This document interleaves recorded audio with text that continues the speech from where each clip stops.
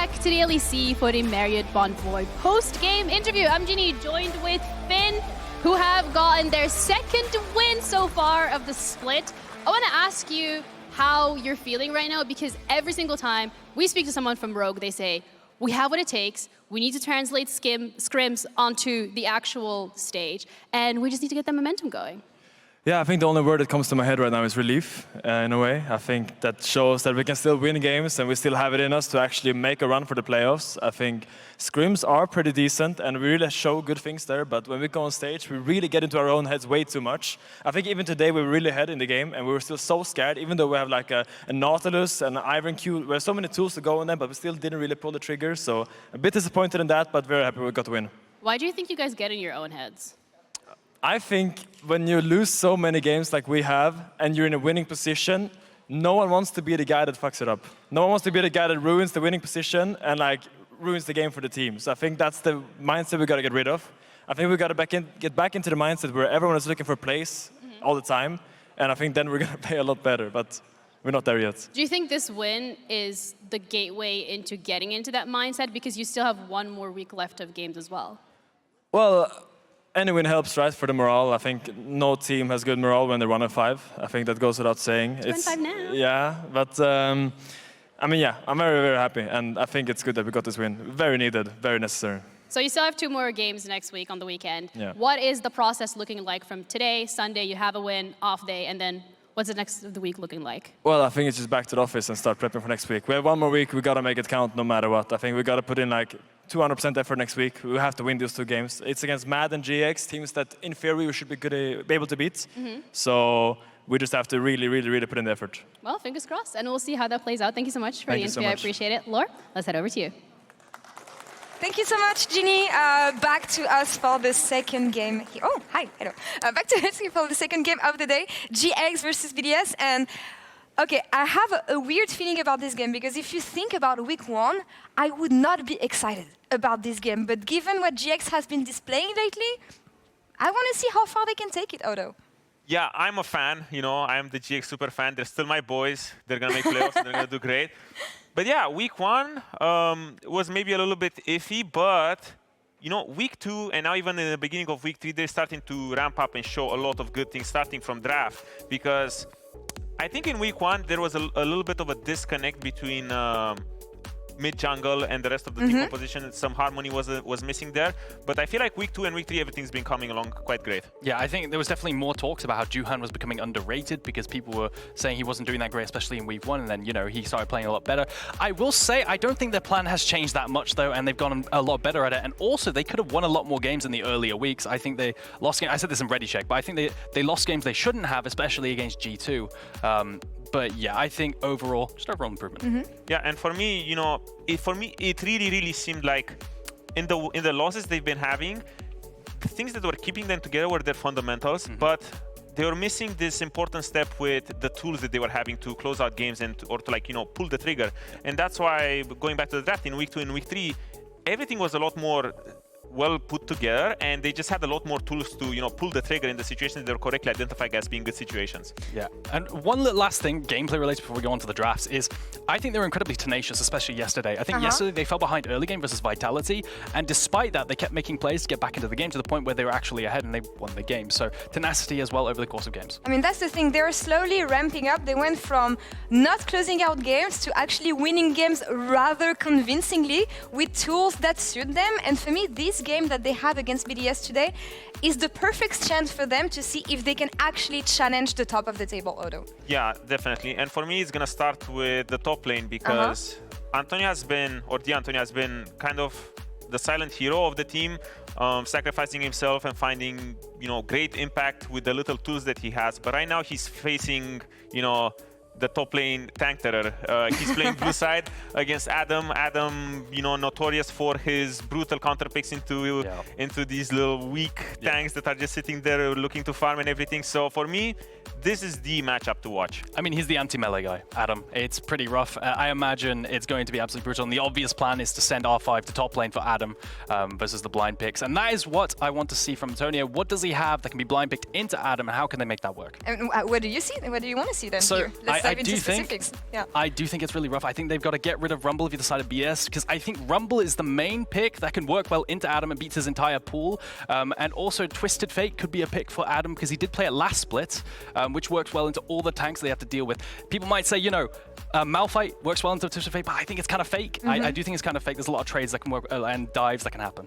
Yeah, but for me, still the most important thing I want to see today from BDS is no K'Sante, you know. Right. Give freedom to Adam. We saw that he's an absolute menace with the Yasuo. Mordekaiser was a little bit. We haven't seen Darius, we haven't seen Olaf. And for me, if there's someone today that you need to pull the Darius and the Olaf against, is the little old tank player over here. I mean, that's the thing, and it's going to be the first time the Antonio has to play against Adam and his particular champion pool, let's say. And I know that when I talk to top laners, usually they tell me that it's really strange playing against Adam because you don't know what he's going to throw at you in matters of picks, but also in lane itself. So anything the Antonio should be ready for today when it comes to this matchup, because that's the perfect test for him. He's been amazing so far, but this is when he breaks out of the rest of the league. Yeah, for me, it's just every time you play against Adam, you need to invest bans, you know, because no matter how good your blind pick will be, you know, K'Sante, Gragas, even Gnar, you know, they're all like weird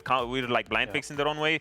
But you need to put bans because there's just a lot of top lane stuff happening. But for me, the biggest challenge for GX is the fact that ever since I'm in the studio, they never won a game. And now, if they win a game while I'm here in the studio with the curse, I think they're all well on their way to clutch these playoffs. I mean, what is the biggest challenge for this team? An old man of the Rift, or one of the best teams we have right now in the ADC, in the likes of BDS? We know that GX are ramping up slowly, trying to clutch the playoffs that they desperately need. The draft is on. What do we think of the first bans here? Well, it makes sense on brand with the Skarner and the Varus. Jax has been a menace, you know, and Skarner is the typical. He's the new K'Sante of the top lane right now. He's the terror of the game.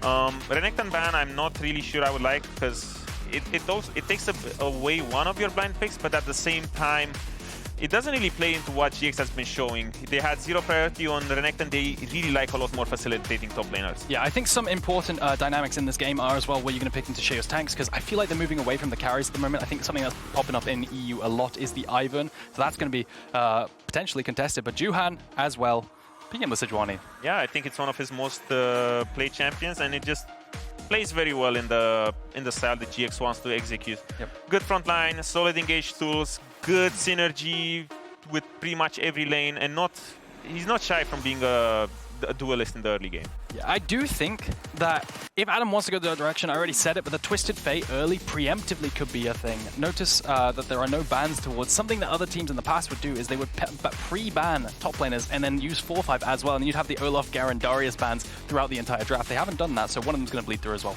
Yeah, definitely. And Ice going with the champion that he find the most success on so far in summer with the Jinx. What do you want to pair this with? I'm thinking you want to go with jungle already.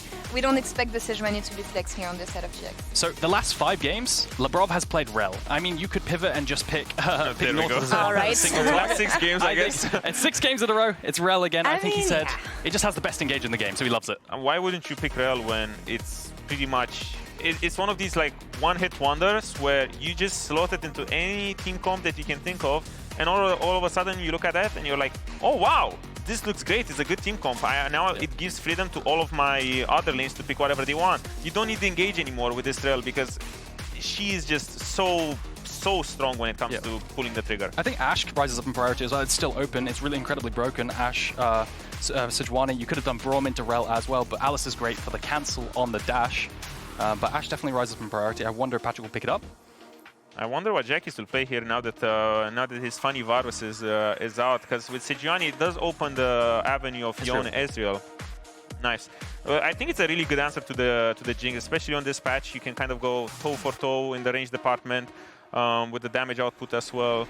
I feel like I like this approach from GIANTX. It's a little bit more reactionary.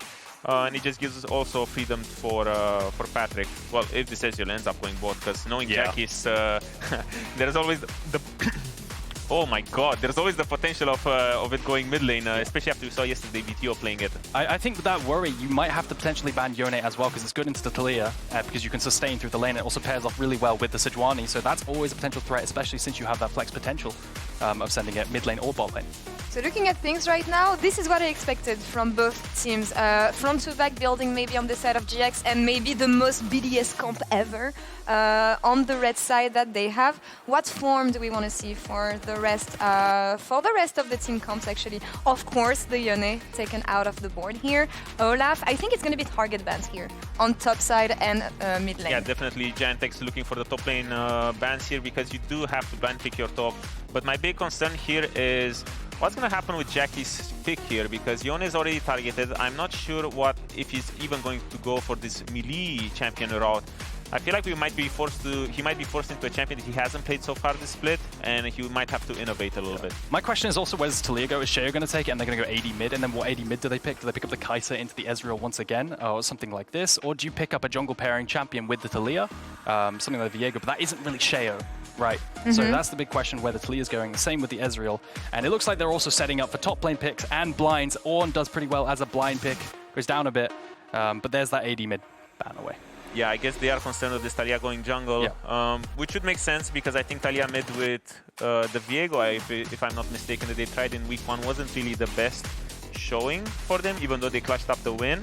It did seem to narrow their win conditions, so I'm really curious what they opt for in this one. Yeah, I wonder if they're going to kill the flex here and then give R5 top lane, or do they just pick top lane in? I think they kill the flex. Yeah, I mean, they just show where the Taliyah is going, and R5 top just makes the most sense, because right now there's so many bans on top, and I still feel like, oh my lord, the Darius is open here. So you know, there's always the threat of this. But at the same time, I look at BDS team comp and I'm saying to myself, they could use another frontliner. So they might have to sacrifice the top lane power in the counter pick by picking a little bit of a frontliner here. You were talking about Jackie's and his champion pool. I think we forgot about secret option number 3, Kai'Sa, potentially playable here. The Kai'Sa, I mean, yeah, with Corki, it makes it quite an easy matchup for the Kai'Sa. And now this Gragas, I like the Gragas. I think it's a great pick here. What do you think, Eragon? I think the best picks into it are Gnar and Aatrox, right? Objectively, but then you have the funky counter picks that Adam potentially has. No, please no. Oh. No, please no. I did say I would not want no this. Kayn Igrakan angle, please. But at the same time, everyone hates it. I know, guys. Everyone hates K'Sante, but it makes sense. You have 3 strong carries in Corki, Jinx, Taliyah. Guys, everyone is crying, but K'Sante is the best pick here. You need frontline to just buy space and time for your incredibly strong backline to just hit as much as possible. How do we feel about these team comps, Eragon? On the side of BDS first, I feel like it's the press activate composition, the most BDS composition ever, but also one really, really easy to pull off. But on the side of GX, is this what is going to allow them to break from the middle of the pack here? I quite like it. I think you have a lot of innate synergies on the side of BDS. You have Taliyah and Rell set up a nice duo. You have standard front to back with double AD carry for both sides as well. So I do think it will come a lot down to teamfight execution. I hate GX team comp, to be honest. Like, I'm the super fan here, but there's... Oh, this Kai'Sa's going bot, never mind. Yeah. Now I like it a little bit more, guys. Just scrap everything I said. I just feel like it's a little bit of a disconnect with Kai'Sa wanting to jump in unless she's going the AP route. Ezreal wants to stay at max range. It just feels like half of the team wants to do something, the other team wants to just do the opposite. So I'm really curious to see how creative they can get into the game and how they can pull this off. Where do we keep our eyes on the early game? I think the Rell Taliyah is what I have my eyes on. The setup is fantastic. Mid lane and bot lane, you think mid lane as well? Top lane is super sleeper. Yeah, even though we hyped it up, top lane is going to be incredibly sleeper. So for me, all my eyes are on Jackie's and how he can leverage this Ezreal in the mid lane. Let's see what GX can do here. Everything to prove against BDS. Casters, over to you. Thank you very much, and welcome back to the casting desk for the second game. We're looking forward to this, especially once again getting shenanigans with the AD carry. What did that sign say? Didn't unban Adams what? Also, I saw a loud jersey in the crowd from someone. Props to that guy. I mean, that's crazy representation, even reaching all the way out here. But as we get into game, I just want to remind you all, BDS already secure, but for GIANTX, they're the only team in that little barrel of 2 to 1 wins that are on a win streak right now. They pulled themselves out of 0 and 4, and it's crazy. Just a quick note though, if you're a Master of the Rift, do you never miss a game? Well, I'm about to tell you this. Santana's here to reward you. Head over to santanagaming.com to win weekly and monthly rewards like Hextech chests and skins. This week's code is RIF15. This is not an ad. This is just me talking to you. Now, Brox is with me to roll me through the start of the game. How natural was that? That was amazing. They had no idea what it, you know, they had no idea what I was saying. So, But they do now. we have some level 1 shenanigans here, Hysterics. But will it complete? Will it start? That wasn't very exciting. No, not at all. Not at all. Do you want to run us through a little bit of these drafts? Because, I mean, seeing Ezreal mid is a great place to start, considering that, like, Jackie's did this yesterday as well. We got the Kai'Sa mid. And I think, was it into the Ezreal mid? That was the AD carry versus AD carry matchup. And, I mean, similar again, considering that Nuke is on the Corki this time. Yeah, I think ultimately, if we're looking at BDS's side, first we saw Rogue doing really well at the end of last game with a front-to-back teamfight comp, just grouping and steamrolling the opposition. This is what BDS is looking to do and what they're so good at. Just scale, get your core items, group up, play front-to-back when Nuke and Ice are going to absolutely demolish anyone who stands in front of them. And on GX's side, we have a bit more playmaking coming out of the Gragas, the Alistar. Like you mentioned, we have the Ezreal mid from Jackie's, which is something we've seen a little bit with mixed success. Yesterday, when he played against it, he actually ended up getting killed 1v1 at level 2, and now I guess he felt inspired by Video and decided to try it himself. So let's see how it plays out this time around. But ultimately, I really love that GX is sticking to this style of just putting Jackies and AD carries, because pretty much every game that he's played it, he's looked so good and so dominant. And if something is working, there's no point changing it. Just continue perfecting that style. It's a mistake that teams often make, that they want to try a little bit of everything, or perhaps get a little bit too inspired from other teams across the globe, instead of just finding your bread and butter. Find what works for you and just keep perfecting it, keep improving. Think about the most dynamic styles of EU history as well, right? I don't know if you can attest to this, but 2018, 2019, EU playing its own style rather than conforming to the meta.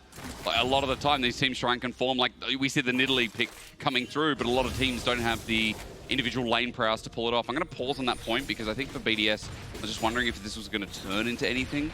But as the wave gets pushed in and Juhan is now down bot side as well, it is just going to be the applied pressure from Ice and Labrov using their lane state. But I like the point. I mean, Jackie's been so good for GIANTX. And the fact that this team is now on a win streak, the fact that this team has pulled themselves out of a 0-4 start, I think not only attests to how good he's been playing this split, but how they're actually functioning together with these new members in jungle and top as well. Yeah, and recently, pretty much every player on the team has stepped up. Juhan is someone I'm looking forward to follow this game in particular. No jungle bias, of course. Of course not. I think both of these junglers, actually, Sheo and Juhan, have been playing more aggressive, more proactive, and not only that, but their teams have been really, really good at playing around them and set themselves up for success. Nobody saw that, Sheo, don't worry about it.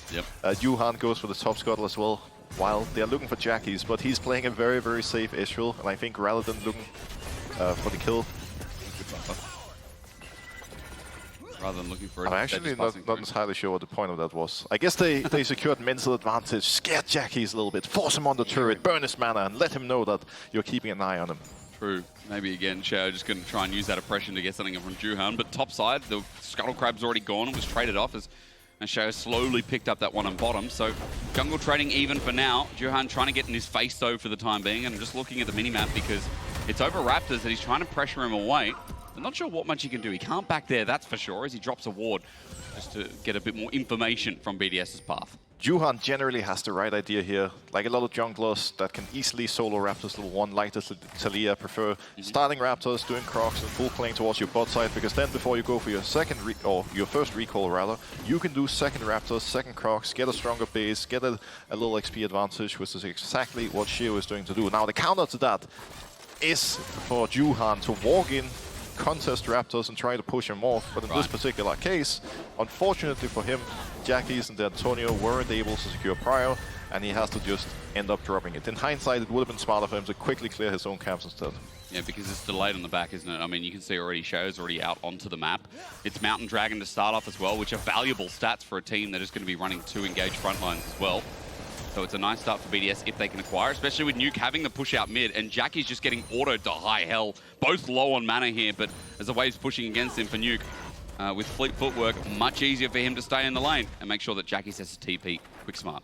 So right now we see both junglers finishing their path on bot side, but because Juhan went for the Raptor invade, instead of basing and then doing his Grump, he's actually going to be really late. He still has to recall, and Sheo could look for an early play here. Seems like they're actually going to decide to swap, put Ice and Labrov top lane in order to secure the prio for Void Grubs that are spawning in 10 seconds from now.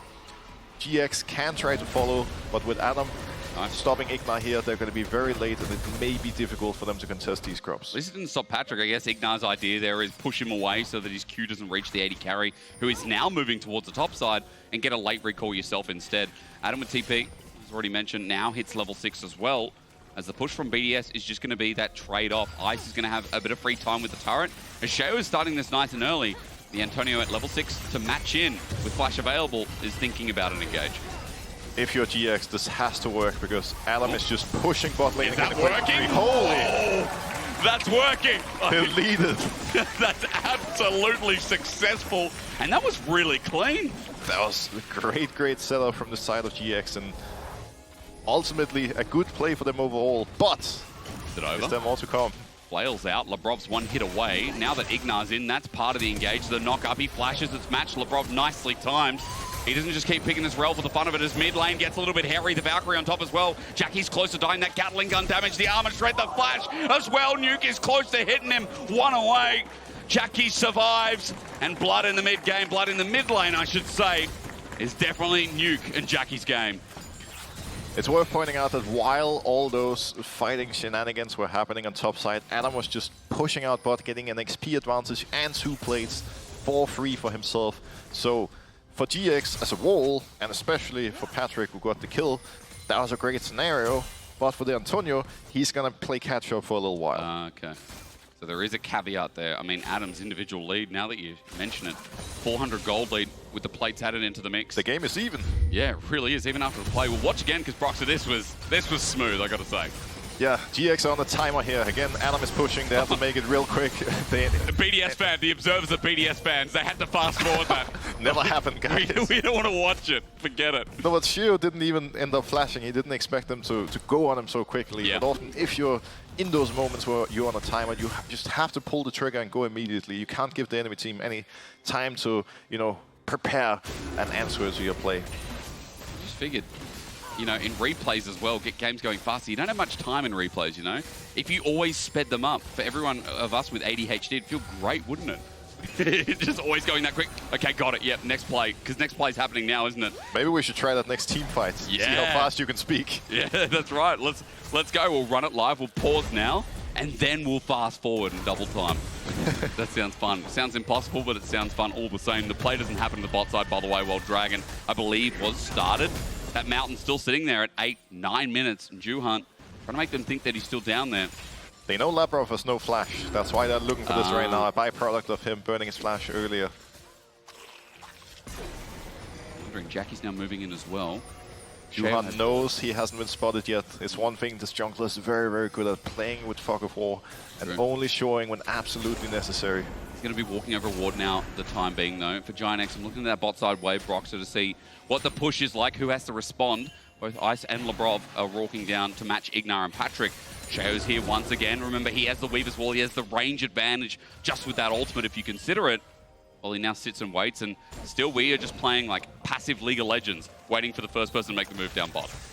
Yeah, if we look at top lane in particular, we can see that Adam's lead is slowly growing. Last time we looked, it was 400, now he's 600 gold up.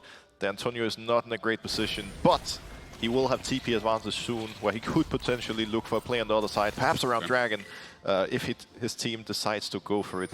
Void Grubs are also up in a minute, and with Juhan basing here, maybe that's what they're looking for.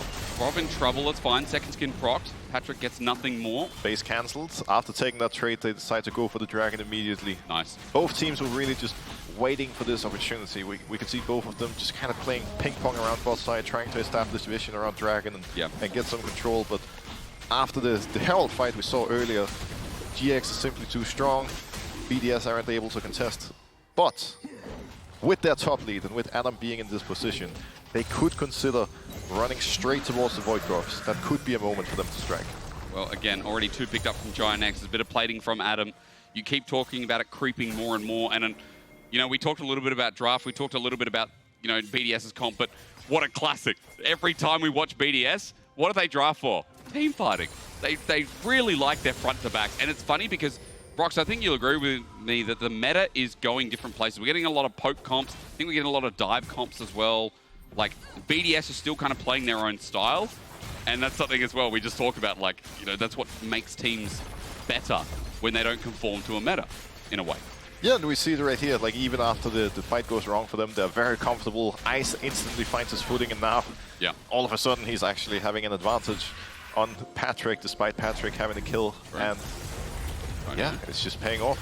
Is he going to die? Explosive cast. He's locked in place. Seismic Shove brings him back. The crash down as well. He can't move for the time being. He's already body slammed out, so that cooldown ain't there. The Magnet Storm also used for completion. They pick up the kill, a nice engage, and opens up Ice, as we just mentioned. While on the top side, Adam midway brings that cow back home. It's the slaughterhouse about to build up, as the flip back is also good onto Patrik. An extra turret shot dissuades him, but you can see Juhan's here now that Adam has used that big ulti. Tries to force him away. He ghosts as well for his summoner. But now GIANTX have to find something in this top side because they lost so much in bot. Really well played by Adam on the other side. This is exactly what the Antonio should have done. Just walk back when you need to. Yeah. Don't overextend. Don't give them that opportunity. And Adam here was just simply waiting for his team to rotate to his side as Ice pushes out bot, and soon they can get exactly the wave state they want. Now, we're going to need to see how BDS wants to use this advantage. I know the scoreline is 1 kill to both sides, but they're actually up 2.5k gold. And with Ice having an 800 gold advantage, despite being 0-0, they can actually play really aggressive and even look for more plates if they wish. It's not like mid's that far behind either, so again, not a bad state here for BDS. 2k gold lead. The only thing I will say is that for GIANTX playing the top side, Broxah, they got five grubs. Okay, 5 grubs ain't half bad, as we know. I think you asked, were you asked recently if you're on Team Grub side now? Are you like everyone else? Are you just saying grubs are OP or what? I think right now, if you're on GX, you tell yourselves, don't worry, guys. It's great. We got 5 grubs, but in reality, no one cares, and it literally doesn't matter. Like, honestly, they should not be in this position right now, but you got to motivate yourself and keep the team spirit up one way or the other. Ultimately, the way I look at it is that if one team has like same amount of objectives, let's say 3 grubs versus 1 dragon, I would take the dragon over it any day of the week. But if you have 2 1 grubs versus 1 dragon, then you could argue that void grubs are actually more beneficial overall. Ultimately, in the objective game, GX have actually done pretty well. They not only have the 5 grubs, they also have a dragon, and if they can look for another dragon here in 2 minutes of time, you know, maybe looking for soul point could be a solid win con for them. The only downside being that most laners on BDS's side, everybody except the Nuke, who's still scaling on the Corki, they're very strong, and it's going to be super hard to take them down in team fights. The upside of BDS's comp is also that you can really only reach and kill the likes of Ice and Nuke if they make any major mistakes. Like, you're going to need to find a flank with Alistar, with Gragas, a clean Sejuani ult. Otherwise, the front to back is just too powerful. Again, maybe IgNar's got a big job amongst that as well. I feel like that point reigns so true when, you know, for Ice and Nuke playing in a front to back, it just seems like home. You know, for this team, this is how they've played their comps for the longest time, it feels like, as BDS now approach themselves in the Rift Herald, trying to set up that said front to back. Everyone's here. Nuke's catching the topside wave. And for GIANTX, as they move in as a 5-man unit to try and zone them off in River, Adam is there to react first. Nuke is taking a base quickly, going to be TPing back in a very, very strong position. And this Corki has hit level 11 as well, and right now that's really what BDS are waiting for. Ice has the advantage and will be able to get mid prio. And if BDS manages to play this out cleanly, it should just be a matter of time before they either get the Herald for free or set up a good fight around it. Because again, it's all about the carries and whether or not they can protect Ice. If he's well protected, if Nuke is well protected, they're simply going to have way too much damage for GX to keep up. Like Ice as well, spacing on this Jinx historically has also been great. Good seismic shove here onto IgNar. Pulls back to half HP, and that might just also seal the deal. As you can see, Nuke walked to top lane, by the way, to respond to that wave that Patrik pushed in. And now that Patrik is gone, Herald's just going to be started and taken for BDS. So really nice patient play here in this early game from this team. A team that is striving to be in that upper echelon. I mean, 5-1 right now. you can see why this team is looking a lot cleaner. The start of the split, I had a lot of criticism for them because Broxah, they were, I think they got away with a couple of acts of murder in some of the games, but you know, again, great play here with Herald now being spawned top and the inners under threat. This was actually really well planned from BDS. You could see on the minimap that they were pinging both Dragon and this tier 2 all at once. So they predicted in advance, hey, GX are about to go for the Dragon. They want to play for soul points. So we're going to immediately push down top, pop Herald, get tier 2, recall, and then get control of bot side of the map. And this is exactly what we expect to see from a top team. This is what we were missing in the last game between Rogue and Heretics. Not only finding good plays of your own, but predicting the enemy team's response, and then still being one step ahead. And I mean, with their reset timing as well, they don't lose too much. Bit of damage onto mid, but far from anything serious. Gold moves to 3k, and again, despite losing that Dragon, as you said, there's some of those smart decisions where you're like, well, we're going to be able to fight, no problems. I mean, there's Jinx almost 2 items on the Corki just about for Nuke as well. I see a K'Sante that's 1,200 gold up. Like, I don't remember Gragas getting, you know, that much of a disadvantage in any of the lanes I've seen in this 1v1, but again, with how BDS played the early game, you can see Adam got so much advantage, and I'm worried, is he going to be killable, Broxah? That's the new question I have. I also want to point out, it's easy to look at this game like, oh, the Antonio is so bad, why are you not doing better versus Adam? But really, he ended up sacrificing himself in the Herald play to set his bot lane up for success and give the first blood to Patrik. So really, I'm more worried about the fact that bot lane got that advantage and they still managed to accomplish nothing. Because he took a risk doing that. It worked, and now we're still losing on both sides of the map, and that's why GX are having so massive issues right now. On top of that, oh, wait. Pause, Glacial Prison going to be there. Labrov lockdown taken out. Okay, Patrik given another one. Another lead set up by the likes of GIANTX's Engage. Yeah, that was a very, very nice opening from GX, and really that's all they can look for right now, being 3,000 gold down. Look for somebody who's out of position, and then be ready to strike immediately. With Alistar, with Sejuani and Gragas, you're so much hard engaged, so if you pull the trigger immediately, it's very difficult for BDS to respond if they're not prepared for it. Now, the True Barrage just flies through. I mean, BDS, even off the back of it, it looks like GIANTX were going towards top, and then mid just opens up. BDS take it. Just as we're complimenting GIANTX for the pick for the all-in. They use a lot of tools, and BDS are like, okay, we can take this for free now.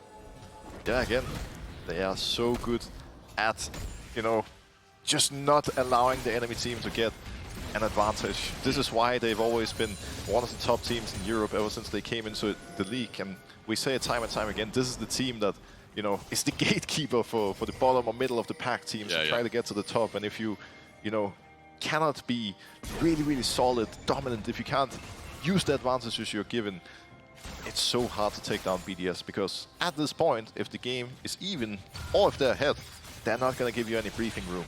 We see right now, they aren't even spiking yet. Soon, we're going to have 2 core items, an Ice and Nuke.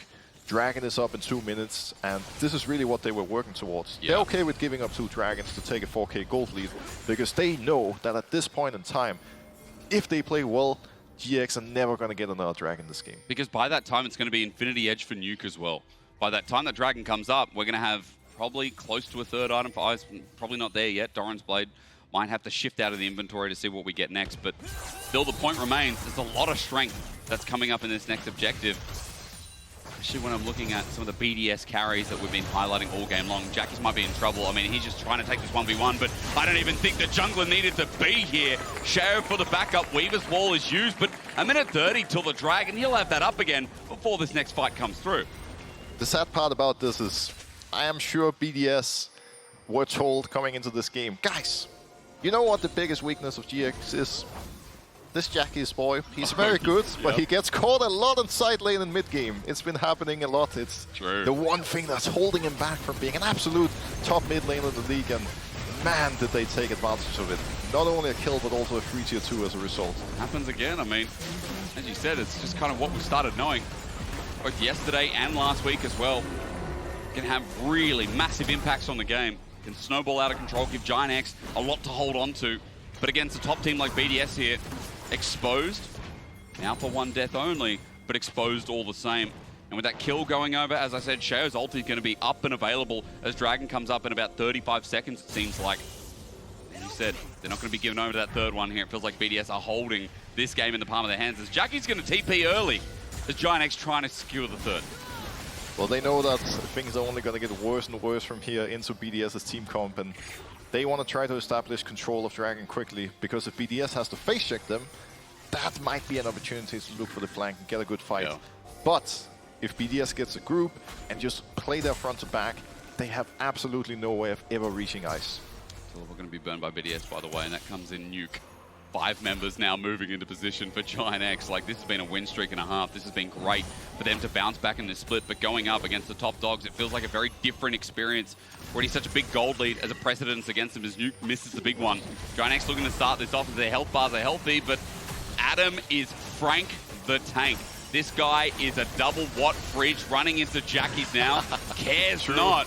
You know, with the water dispenser as Juhan just throws the ulti out. IgNar with a big flank, though, is huge, but Ice spaces it out, gets the first reset and gets excited, and now GIANTX can't touch him. The mega big Inferno rocket bomb thing is thrown out, and on the backside, Adam throws out his big bomb with his 2 rockets in his hand and throws them down. 3 already dead. Sheo runs in for the next. Jackie's arcane chips away. Seismic Shove doesn't need to connect because the fight's already done. Dragon's denied, and BDS takes the gold with it. And right here we're seeing one of the big differences between a top team in the league and a team that's struggling. GX, they were looking for the fight. They thought they had control immediately, but they didn't realize that at some point, once BDS is just freely walking in, they have to cut their losses and just run. If the fights are not perfect, if they don't create any sort of advantage, whether it's a flank on one of the carriers, Sheo, Nuke, or Ice, or, you know, a number advantage, it's not going to work out. IgNar actually does look for the flank here initially, ends up failing the combo. Ice still has the flash, but even if the combo lands perfectly on Ice, nobody's going to be able to follow, and it's just so forced and so hard for them to execute. Adam chases down the last kill. You're right, it's just so hard. I mean, look, as we watch past that play, you know, there's something I tweeted out yesterday watching GIANTX's game, Broxah, and I said, you know, I'm so excited for this team. I think they can make a deep run if they make it to playoffs. Now, I got ratioed, unfortunately, because Forrest came in and said that's cap, and it was very offensive to me and both of the team. This game is not giving me much legs to stand on, especially against a team like BDS where, you know, I came in today quite hopeful this could be a banger, but BDS are silencing them at a 9k gold disadvantage with Red Bull Baron power play up for the taking even in a bot side.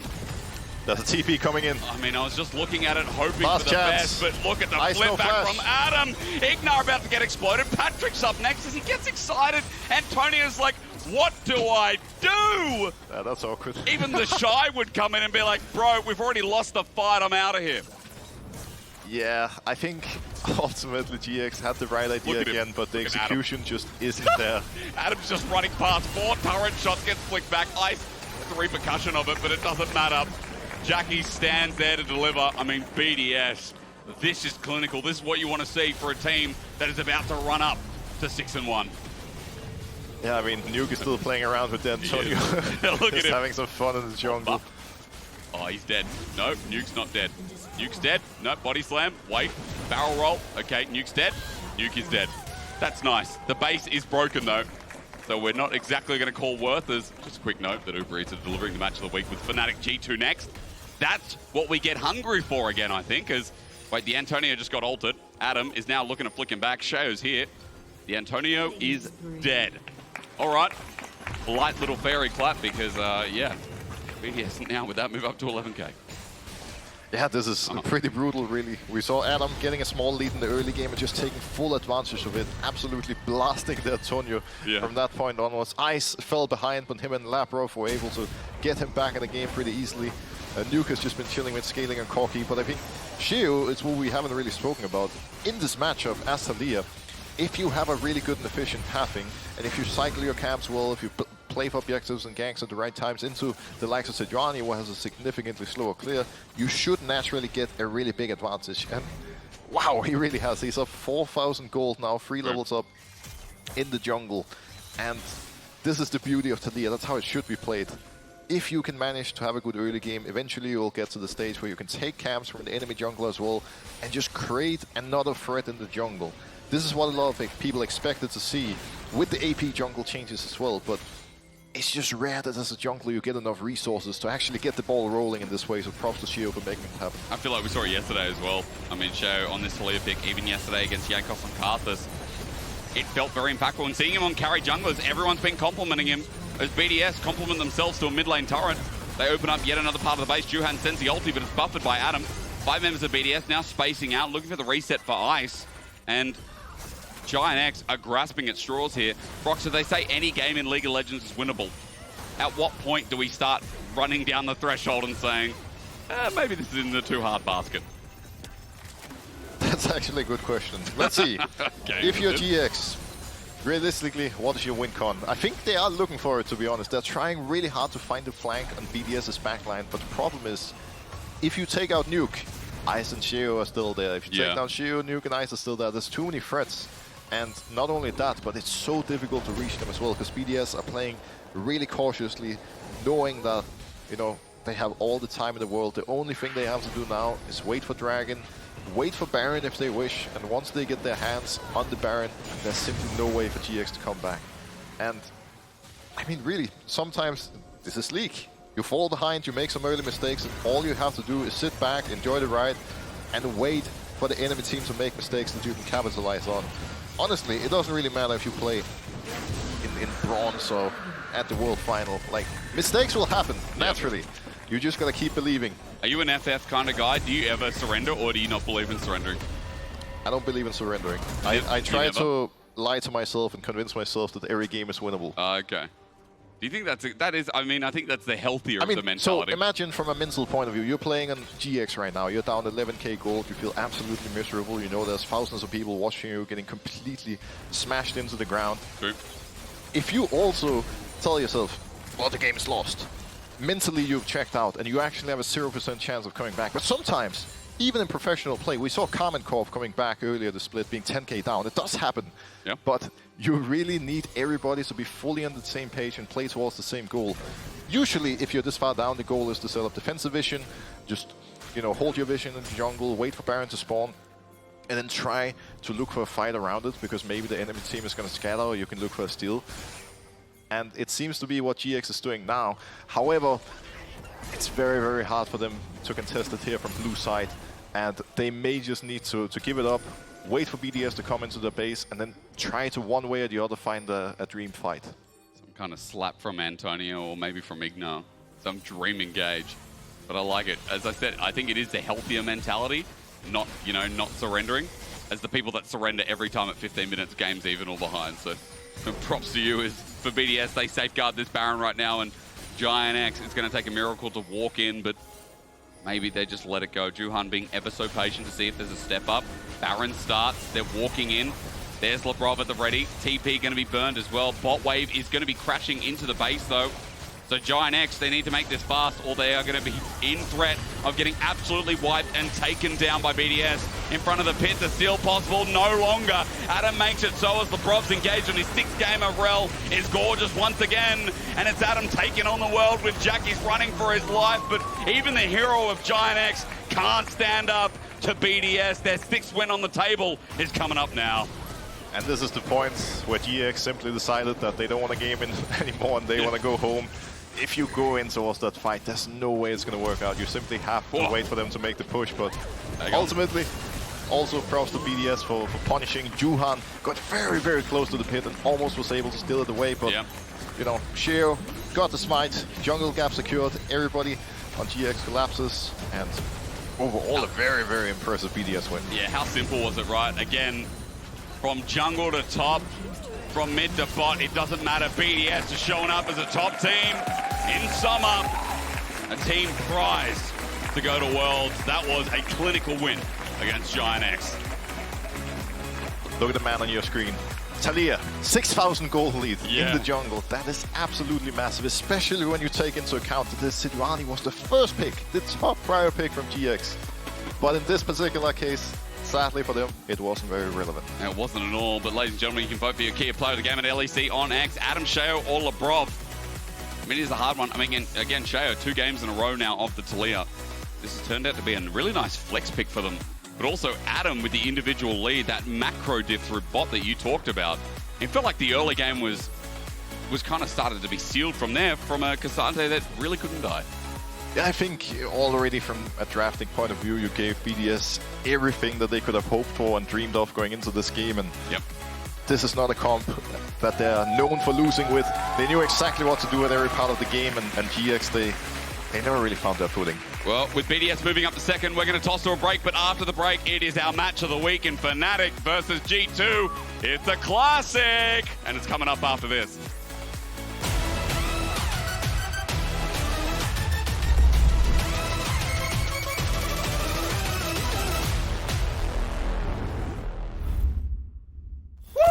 Oh man, I feel like that was my best intro ever. Yeah, not bad, hey, not bad. Just saying, I can go pro. You know it as well. I also know you can dance. You should join me next time. And yes, I feel like you've also deserved a bit of a break. You've earned it. Thanks.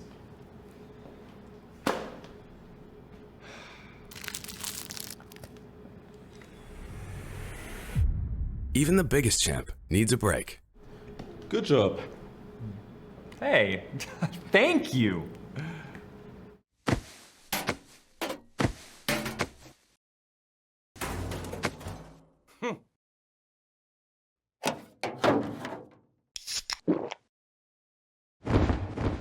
Red Bull gives you wings.